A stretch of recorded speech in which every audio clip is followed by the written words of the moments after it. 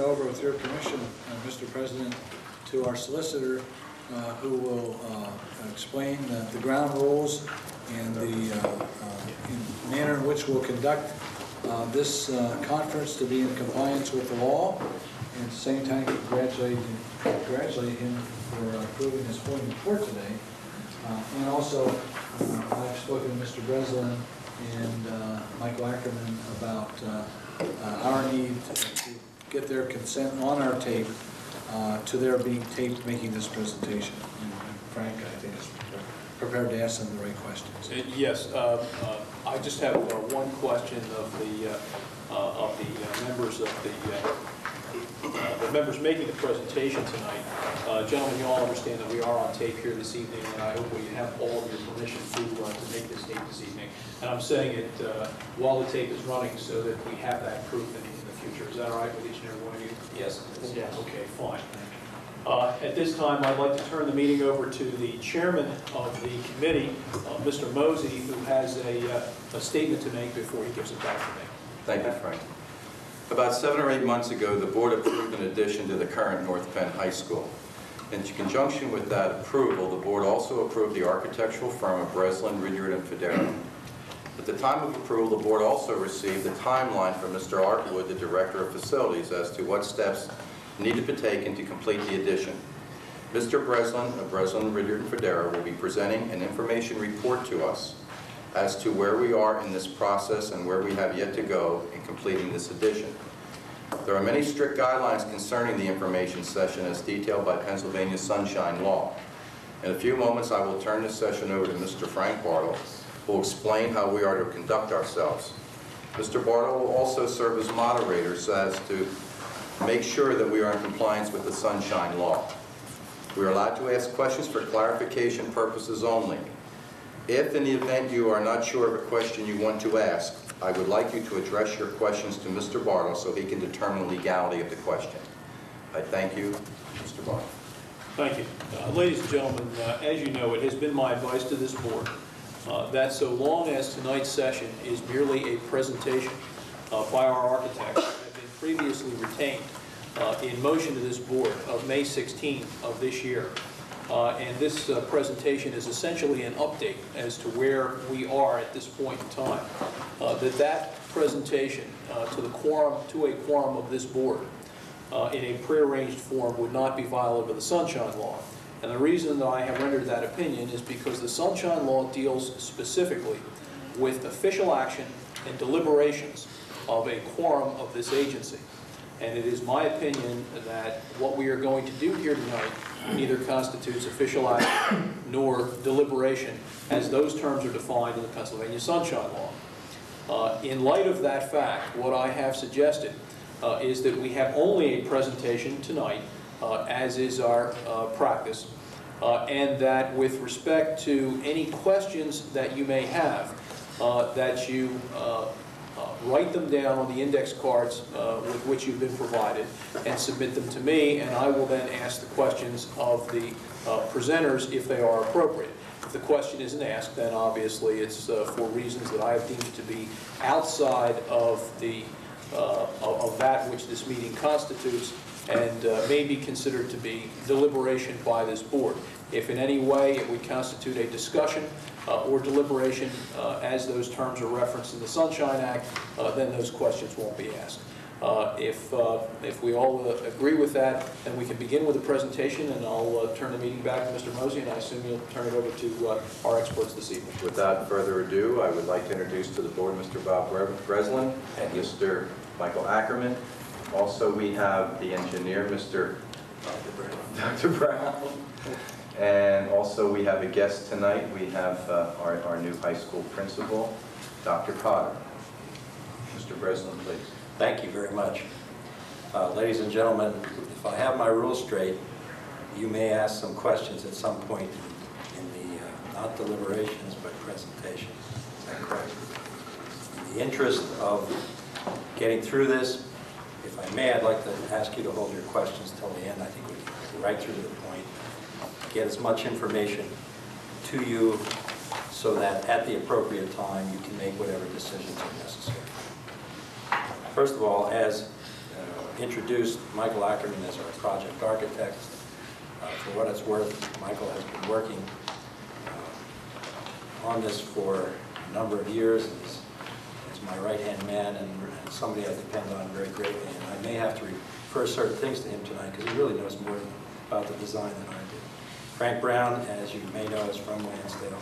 He has been retained as our site consultant for the project. I had asked him to be here again if I have any questions pertinent to this. So, you each have a packet which contains plans that we're going to present tonight, cost estimates, and a PlanCon summary, which I would ask for you to reference at this point. What I have copied from the PlanCon book is the actual steps in the PlanCon process that you must follow to acquire state reimbursement for the project. The cover sheet, this little manila sheet or ivory, whatever you want to call it, is simply a summary of it. And in order to tell you where we are, I can tell you that we are at Part A, the very beginning of the first step of the project. The Department of Education has notified us verbally as of Friday that the project is approved for reimbursement. They said they would get it typed and to us as soon as possible, but today was a holiday and we probably can't expect it for several days. With your approval, I would like to go a step further and explain what the next step is and the next step and the next steps. So that we can put where we are in perspective of the entire process. As indicated, PlanCon is an acronym for Planning Construction Workbook, and it's the vehicle for applying for Commonwealth reimbursement. If you choose no reimbursement for this project, you don't have to do this. We can certainly have a more streamlined procedure. However, these are the steps, and these are the procedures that we must follow. The next step is a schematic plan review at the Department of Education. Concurrent with that, we must begin the process with the township. We have had only general discussions with them. We haven't discussed the building, its design, the design of the parking lots, or anything but very, very general terms. We are at the point, however, that we wish to go forward with them in parallel to discussions with the Pennsylvania Department of Education. Part C is site acquisition, and even though you may purchase some land contiguous to this site, it is my understanding that you don't qualify for reimbursement, and therefore that is redundant as far as this project goes. Part D is the project accounting. It's the financial estimates, and it's when you have the Act 34 hearing. And the Act 34 hearing, as you know, is an advertised public hearing in which we and you present to the public the design of the building, the cost estimates, and how it would be financed and justified the need. Once again, I've done that many times. Part E is design development review. The difference between what you're seeing tonight, which is schematic, and design development, is design development simply has more details. For instance, when we show, and I'm going to pick something at random, an administrative office here is a block of space. At this stage, at the design development stage, that area will be magnified, enlarged, will have all its offices, partitions, and be much more detailed. Whereas on this level of design, we show a space for a science lab. At the design development stage, the science lab will be enlarged and will have all the cabinets in much more detail. Part F are the construction documents. They're the very, very even more detailed plans that we must prepare with your approval to use for construction and bidding purposes. The point of my story is that an architect's design doesn't come necessarily as a developer, whereas the whole thing is totally worked out and you have big, beautiful renderings and drawings. The PlanCon procedure requires that this be done in steps and increments. And each increment gets into more detail, more expanded drawings. We are at the first phase of drawing, schematic presentation. Although these look simple, they're well thought out, and they're the basis. And I mention that because in the event at a future meeting, at this stage, if you ask me a question about science tables or something like that, I'm not going to be able to give you the answer. That's going to get developed as we go forward. Even At this point, the facade of the building, whether it's brick or whatever material, hasn't been decided. Those decisions will be brought to you and come forth at the design development stage in a month or two. Now, having said that, what I'd like to explain what are schematic drawings. Basically, schematic drawings are probably the most important phase of the project. They have more impact on the cost than any decision you make. They have more impact on the function and the appearance. Basically, schematic drawings show where all the components of the project are located, where the building's located on the site, what are the relationships between science, nurse, and health, where's the main entrance. In other words, at this point, the question is, do we have all the pieces of the puzzles in the right place? Later on, we'll get into more details, as I mentioned, as to what goes in a particular suite or area. So tonight, I'm not here to discuss where the blackboards go. I'm here to discuss where the classrooms go, where does the building go on the site. Do we have the right concept? I'm also under obligation in our agreement with you, and let me read it to you. In our contract with you is for a 600 to 800 student addition. Doesn't say 800, doesn't say 600, it says 600 to 800. It was purposely kept flexible at your request. On our scope of services under the schematic phase, we are required, and I'll read it to you, 224, based on a mutually agreed upon program, schedule, and construction budget requirements, the architect shall prepare for the approval of the owner. Now, I realize that's not tonight, but at the appropriate time, the approval of the owner schematic design documents consisting of drawings and other documents illustrating the scale and relationship of project components.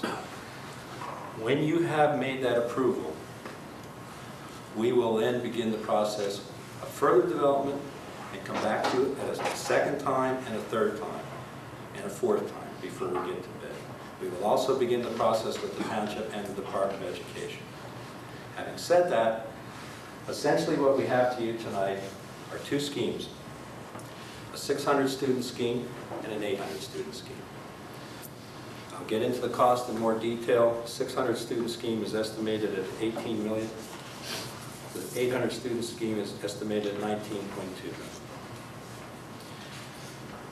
Before I get into the issues of cost and the breakdown of the estimates, I would like to explain the design and show you the differences. If I may, when we began talking with you a number of months ago, our initial thoughts were to build an addition at this point off the end of the gym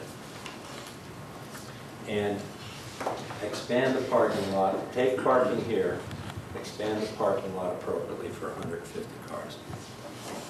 That's what you saw a number of months ago.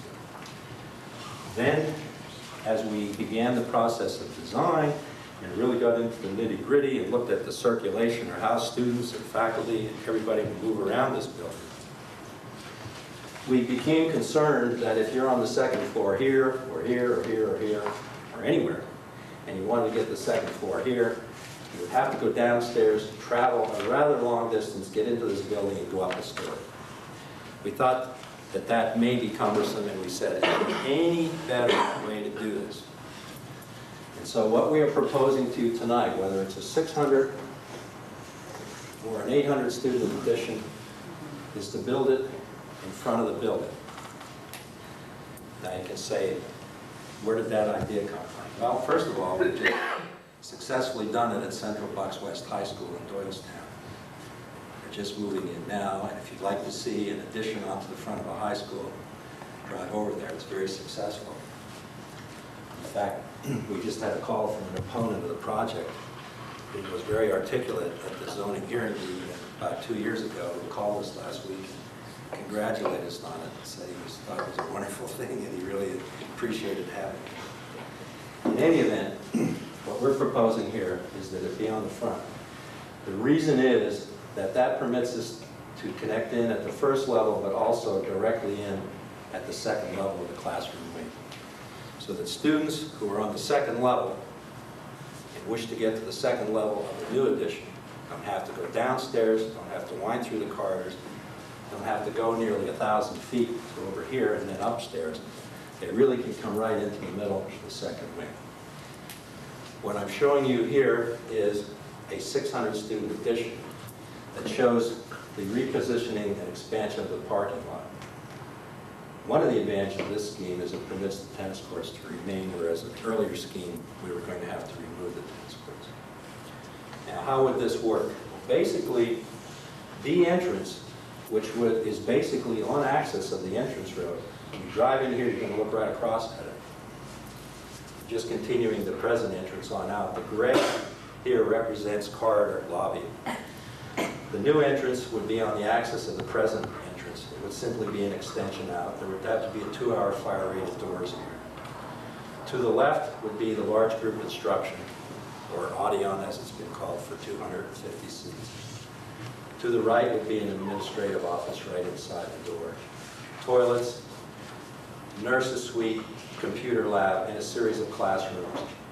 And the boiler room is at this end. The size of this project is such that it has to have its own boiler room. We could have put it in the basement. In fact, we had it there originally in the design, but we felt it would be more serviceable here with access off this parking lot to grade. In the event you had to service it or move equipment in and out. The area indicated here is a covered walkway system because on the upper level, and I'm pointing to it here because this is the second floor, you would have direct access. Right now there's a storage room at this point. And the storage room would simply be cut back 10 feet so the corridor system could come through. This area is the upper space of the lobby and Audion. So the classroom wing goes from here to here, and students, if they're here and want to get into the second floor, can simply come directly in. There may have to be a slight ramp here because we still don't know the floor-to-floor elevation. We're waiting for that. But if there is, that could be accommodated for the handicap. The second floor has a corridor down the middle and has classrooms on the front, classrooms on the back, and there's a courtyard between here and the auditorium. The reason we don't have an enclosed corridor at this level is because the exit ways then of the auditorium would be cut off, and we have to maintain that openness. So what we're doing is providing a second level access here, almost into the middle of the classrooms. A first level access here and a covered walkway access at this point. The third level is indicated here, and we did study an entirely 2-story building, but it got so long and dangly that we felt it would be more economical and more functional, because this way the students can come right across here. If they have to go to the third floor, they ride up the stairway, they're on the third floor. Or if they come through here, there's a stairway and they can go to the third floor. The third floor consists of 6 science classrooms and 2 classrooms and toilets. It's really very simple. The other area of addition is at the cafeteria.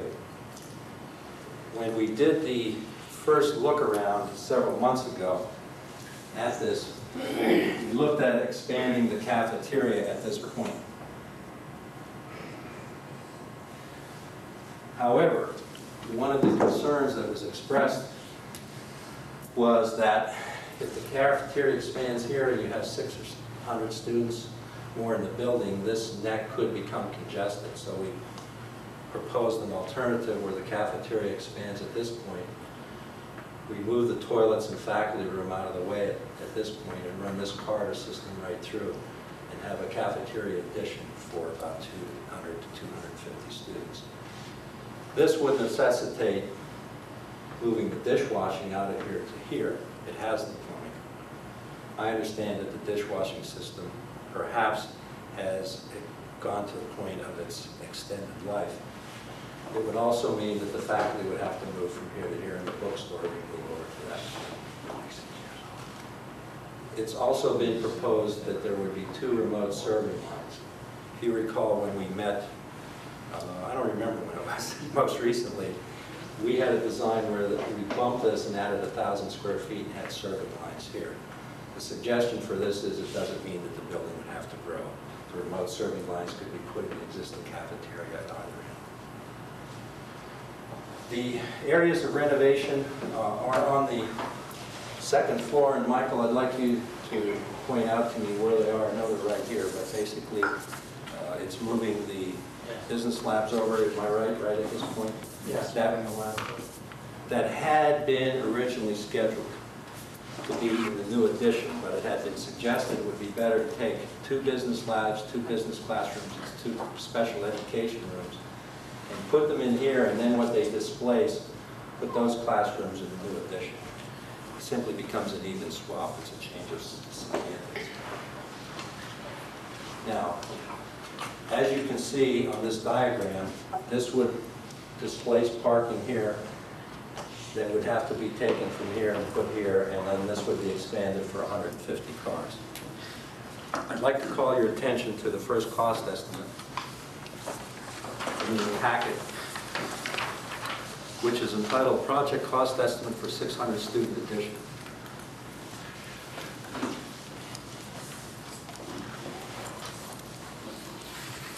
The room schedule has gone through a little refinement over the months. On this one, for 600 students, it has 9 classrooms less than for 800 students. It has 6 science labs, 4 resource rooms, 3 student project rooms, which are related to science, 2 computer labs, an audion or large group instruction area, a cafeteria addition of 5,650 square feet, a nurse's suite, which has moved on out from the present location, 2 instructional planning centers, and 1 administrative office. Initially, the administrative office was proposed as to be part of this wing. During deliberations with your administration, it was suggested that rather than the home office here, it would be better to bring the principal out, put the principal here, and then put the home office group in the principal's office. This does not involve any cost increase. Again, it's simply like in the business labs, a change of position in the building. And that would provide a presence for the principal's office immediately inside the main entrance. The summary of construction costs are indicated there. We're estimating $105 a square foot for the building.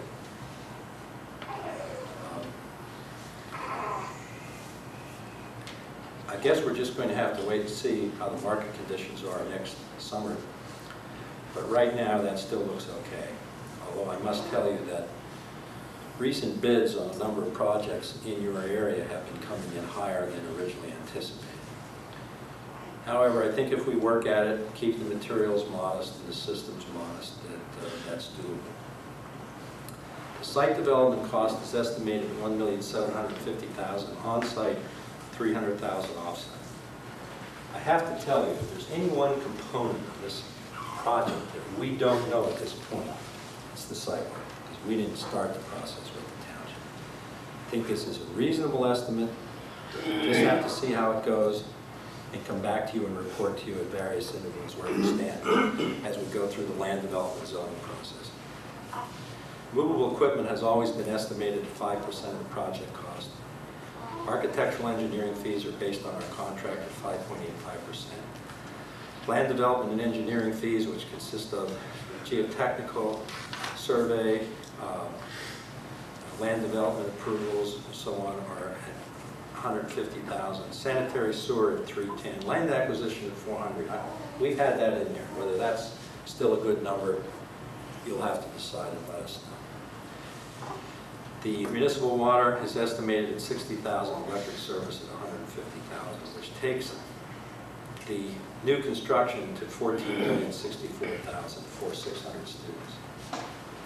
Renovations consist of the 2 business labs moving over at $30,000. In other words, frankly, we don't expect to do much in there, but maybe just make some very, very modest minor adjustments. The building connections are at $175,000. So what do I mean by that? It's where you knock through. Here on the first floor, storage. I mean, this means 1, 2, 3, 4 sets of double doors, ceiling, floor. It's the same thing upstairs. It's the same thing right in this area. We have to maintain 2 of our fire enclosures. And also right here at the cafeteria, where the faculty toilets and faculty room have to be moved out of the way and rebuilt at this point to make the second connection. Dishwashing and hot water heater, we've been told in our discussions, and this was not in the original project scope. It was never discussed until very recently. But it has been suggested that you really need new dishwashing equipment and a hot water heater to go with it, which are estimated at $190,000. 150 for dishwasher, 40 for hot water. The 2 satellite serving counters I alluded to are $70,000. The roof replacement, which was provided to us by the school district, is $1,100,000. The parking lot overlay, $265,000. There are also additional construction-related items, such as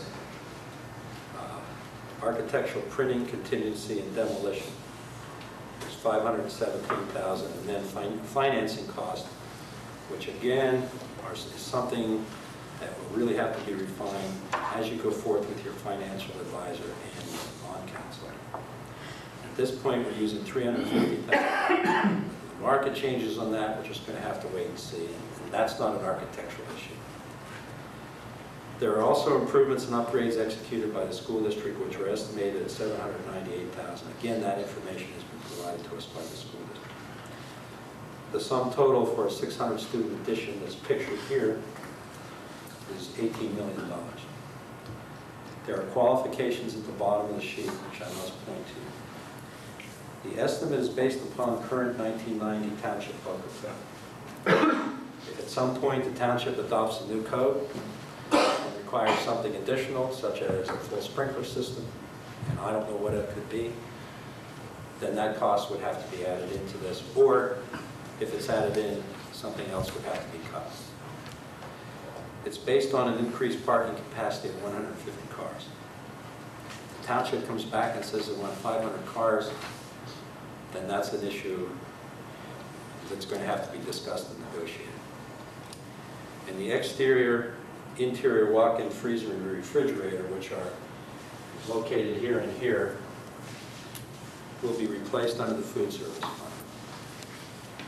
When the dishwashing came into play and those issues that I talked about, we didn't have money in the $18 million to do this. As simple as that. They're saying you can do it as part of this project, but the funds will have to come elsewhere. I hope I'm not moving too fast. I'm going to move right into the 800 and move this along. Bob, let me interrupt a moment. Are we moving too fast? Perhaps maybe since we've gone through the 600 student edition, would this be a good time for some questions perhaps? That way we don't confuse the two. Anyone have a problem with that? Or do you want to go right into the 800? I'm just thinking if we're going to talk 6 and 8, we've got to keep the 2 projects separate. Well, the only question that I have related to that, whether it be 600 or 800, is that during the construction... Don, please address your question to Frank. Just put it down and just write it down, Don, and I'll take it from there. Let me just ask you a couple of questions, because these have been submitted already. What is a, quote, remote serving line? That's a good question. It's a remote serving line. Here's the kitchen, and it has these configurations of 6 serving lines, which have been there since the building was built. A remote serving line is a stainless steel component, just like you have in here, except it's set out in the cafeteria, and the students don't get involved in this circulation. It frees up. If you're going to have 200 more students, or 600 more, or 800 more students coming through here, it means that it frees up the circulation here. The students go to here or to here. You could also put one over here. They can be portable. They can be self-service, or they can be such that you have a cashier and you have people serving mashed potatoes or whatever is in the Class A lunch. These details would have to be worked out. We just did an expansion at Upper Perkiomen High School about 2 years ago, where the existing, what I would call traditional serving, choo-choo serving lines where everybody's in a row, were expanded, and we put remote serving lines out in the cafeteria. The students come in, they can either go to the Class A lunch, or they can go out and they can go to one that has soup and salad, another one has cold sandwiches, another one has hot sandwiches, etc. Now, what these mean is you have to get electricity here, because if they're cold, they're refrigerated. If they're hot, they're warm. They can be self-serving, or they can have people working it. That's a detail that would have to be worked out. Right now, we have a line item budget of $70,000. Next question is, in your cost projections, you have listed a health suite. What replaced the old health suite in the plan? what goes where the present health Yes, suite is? current health suite is. That hasn't been decided. The issue of what to put there has never been finalized. And I can tell you that there's nothing in the budget to take that and renovate.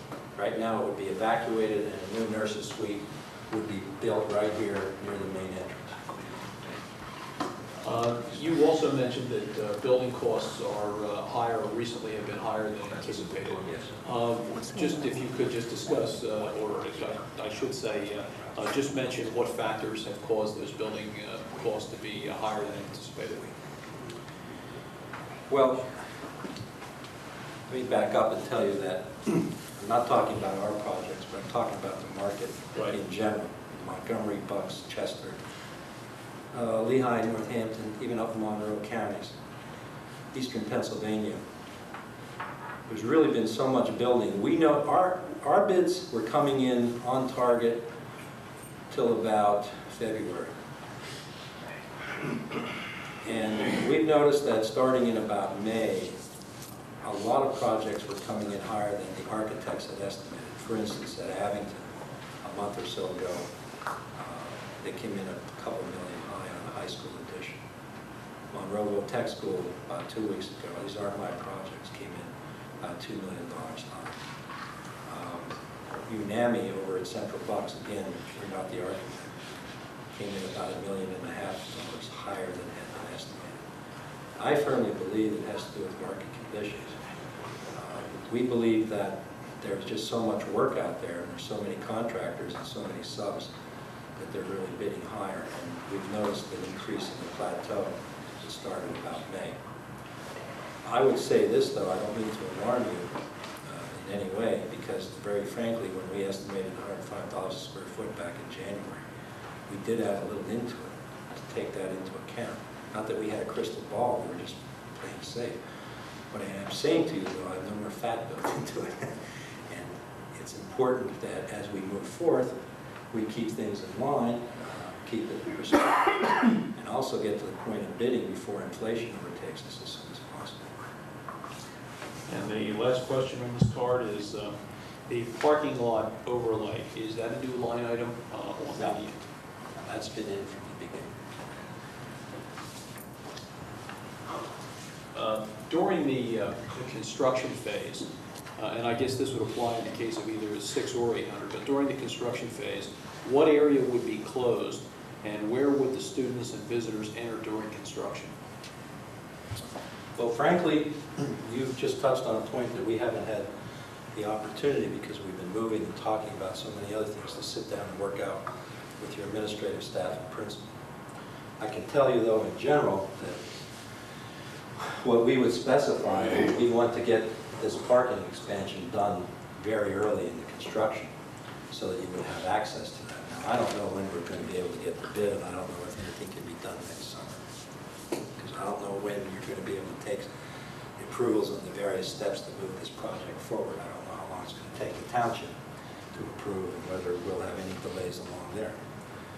But what we've done in these kind of projects in the past is, well, this may take 18 to 20 months to construct. The parking lot expansion should be able to be done in 3 months. We wouldn't put the finish overlay on after the 3rd month, because you're going to have construction traffic in there.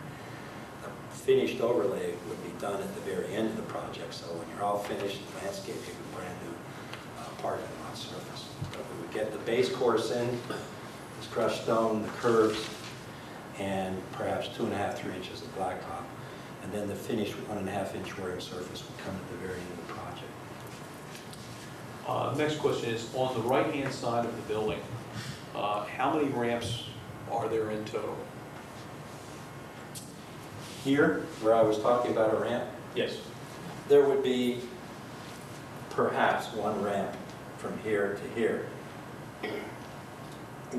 The old drawings indicate that the floor-to-floor here is probably about 2 foot more than we would do. We don't need to build it. We usually use 13.4 floor-to-floor. The old drawings indicate 15.4. But that hasn't been verified. If that's the case, you would have a slight ramp from here to here, but it would be very gradual. It would be, You'd know it's there, but it would be nothing steep, nothing awkward. So there is only one entrance then to that part of the building, is that Yes. There is an elevator in these schemes, incidentally, it's right here. Serves all 3 floors. The next question, on the plan, have you identified a weight room or a remedial gym? No, there is, correct me if I'm wrong, but has not been anything scheduled program-wise for that. And I don't think there ever was from our work on the project. Okay. Are there any more questions on this portion of the presentation? Frank, as a matter of clarification, we currently have a remedial gym, and it is our intention to move the weight room from a storage closet to the remedial gym and make it part of the instructional program. Does anyone have any more questions before we move on? Thank you, Mr. Breslin. I will go to the 800 student edition. I probably should have gone right into this, because the difference between the 600 and 800 students simply is the 800 has 9 more classrooms, and that's it. Principal's office is in the same location, cafeteria, nurse, lobby, boiler room, toilets, everything. The difference is 9 classrooms for 200 students. You can see from this drawing that that's the length of the addition, and you can see here the addition's a little longer so that this trails out. You get 9 more classrooms at this point on 3 levels, so it's 3 classrooms per floor, 3, 6, and 9. The floor plan, you can see this is a little shorter at this point. The floor plan for 9 more classrooms is indicated here. Boiler room slides a little. Instead of having 2 classrooms here, you get 1, 2, 3. On this floor, this gets a little longer, which is the 2nd floor. In fact, on this one, this corridor really comes in even closer to the center. Again, not to be redundant, you'd have 1, 2, 3, 4, 5, 6, 7, 8, 9, 10, 11, 12, 13, 14, 15, 16. Where on the other scheme, you get 13 classrooms in this floor. And on the 3rd floor, you still have 6 science labs. Here you have 2 classrooms, whereas on this scheme for 800 students, you have 6 science labs, 1, 2, 3, 4, 5 classrooms. The cost estimate is attached. It's for 800 students, which is in the first line. Basically, if you look at the renovation costs, they're the same. The difference is 9 classrooms and 50 cars more parking. We reasoned, either right or wrong, that if you're going to have 200 more students, then you should have 50 more cars parked. Whether the township or you or anybody else will agree with that, I don't know, but that's kind of a adjustment that could be made. To make a long story short, our estimate for those 9 classrooms and 50 cars is $19,216,860, based upon the same off-site cost, the same renovation cost, and the same square foot cost. Now, having said that, and not to be redundant, you may ask questions like, what are the materials here, and again, whether the interior walls are block or drywall, whether the floors are terrazzo tile, carpet, or what. We will come back to you at a later stage and we will find that. Based upon the information we have now and the market conditions, we feel that we're giving you a reasonable scope of work and a reasonable cost estimate. The only thing that I can add is to give you some idea of how this may look in front of your existing building. I may be prejudiced, but I think it will be an improvement. I think the auditorium is very blank and has no windows accordingly, whereas this would have windows and I think could be very inviting. This is a sketch of the 800 student, and this is a sketch of the 600. The difference simply is that the 800 gets a little bit longer and has, as I said, 9 more classrooms. For illustration purposes, this stair tower at this point does go to the roof. There would be rooftop equipment. This is the audion at this point with a raised area over the stage, and I don't mean to suggest it's a theatrical stage, because it isn't. Because a theatrical stages would have to get a lot higher. This is the administrative area, principal's office. This is the second stairwell, which is located here, and the boiler room sticking out here. You can see it sort of to the rear. It's proposed that the classroom windows be what we call ribbon windows, horizontal windows. This front orients the right way so that we don't believe there would be a sign problem. As mentioned, the 600 student addition would be a little shorter, but aesthetically it would look just as good. And the issue of aesthetics, whether it's 600 or 800 student addition, the aesthetics must be affected. This will still be as good looking addition to the front of the building. So the issues that we would need to hear from you, not tonight, but at the appropriate time, and I would emphasize because of the schedule, because of the market conditions, because of inflation, because of all the darn work we have to do to get from here to bid, I would ask you to give us some direction as soon as possible. What the direction we need is, we just want to clarify that it should be the 600 student addition for 18 million. Since you said 600 to 800 students, we wanted to let you know what the alternative was. Certainly there may be other alternatives. If anybody has any better ideas that we've demonstrated here, we're certainly open and would be very happy to discuss them with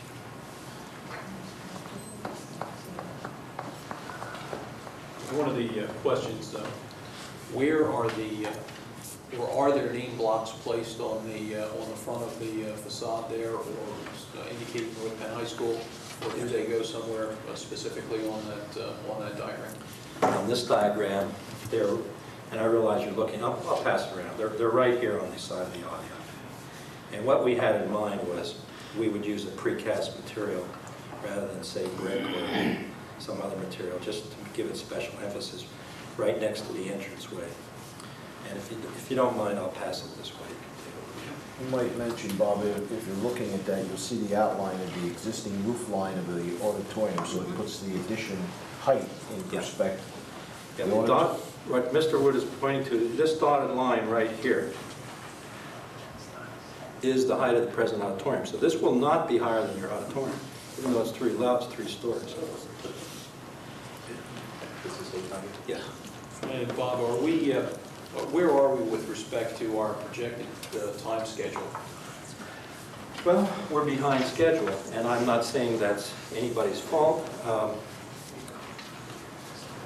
There's been so many discussions of cafeteria issues and program issues and alternatives that we've looked at, that candidly it's taken us longer to get here. But I hope the effort has been worth it, because I think we've come up with a better scheme than we started with. I feel good about it, and while we're behind schedule, we're positioned to make up the time. We're ready to go as soon as you can provide us with some direction, further direction. Can you explain the relationship between the 600 student edition and the 800 student edition? For example, if the 600 student edition was constructed, what could be done in the future with respect to the 800 student edition? That's a good question, and one I've thought through. One would say, well, we can always add a few more classrooms onto the front of the building. However, once you do sort of the front of the building, you disrupt the parking lots, and you get into the grass, and you go through all that. I don't think I'd want to go through it again in the near future. I would probably take the approach that I'd look to add 12 classrooms at other portions of the building, maybe in the rear. You recall that we had done a study, I don't remember, a couple of years ago, where we really integrated a wing over here. We looked at a bridge coming over here to a future gym. There are so many other areas you can build classrooms. I mean, just like even here, you can build a couple classrooms along this entrance as you go on in. I think there are opportunities. My personal professional recommendation is, once this is done, it's done. I wouldn't add on to here. I would look for different opportunities, and they're available.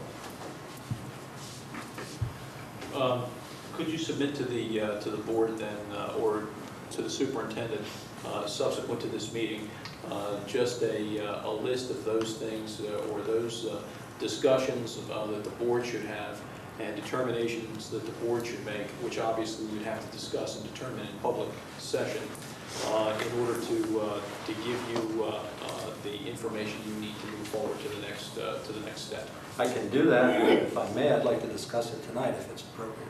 I would prefer that you do it in writing to the superintendent. We'll provide it to the board. Thank you. We would do it.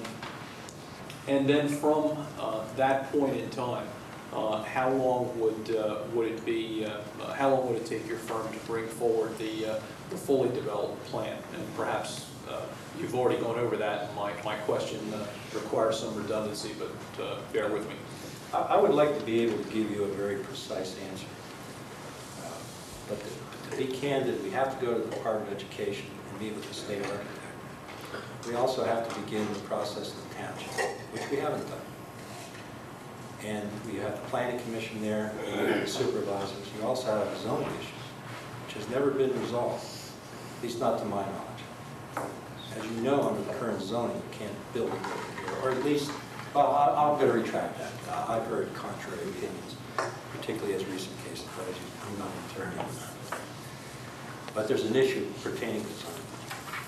I can tell you that once we get clearance as to whether this is an acceptable concept and design, as we go to the State Department, I'm sure they won't have this option.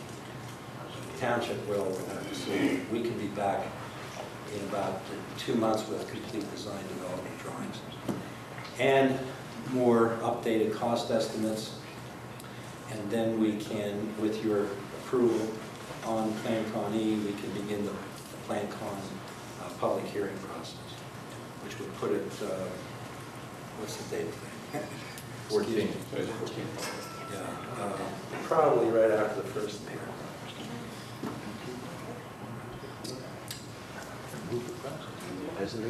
Okay. And if I haven't clarified that in the correspondence that you provided, Dr. Bose, and you'll give us some indication in terms of dates as to what needs to be addressed by the board within whatever time configuration you determine. Okay. Is there anything else? Just a comment, I thought it was an excellent presentation. Yes. I'd like to thank you, gentlemen, Thank very you. much for thank you. Yeah, I would like to thank you. I would like to thank you for your patience. We're looking very much forward to your letters so that we can get this process moving. I'd say also that, please, among those timelines, please let us know when you believe it's best for you to meet also with the Facilities Committee. That may be ahead of when you may need to bring a presentation. You'll be prepared for a public presentation to the board, and we will work to oblige that. Yes, we can. Thank you very much.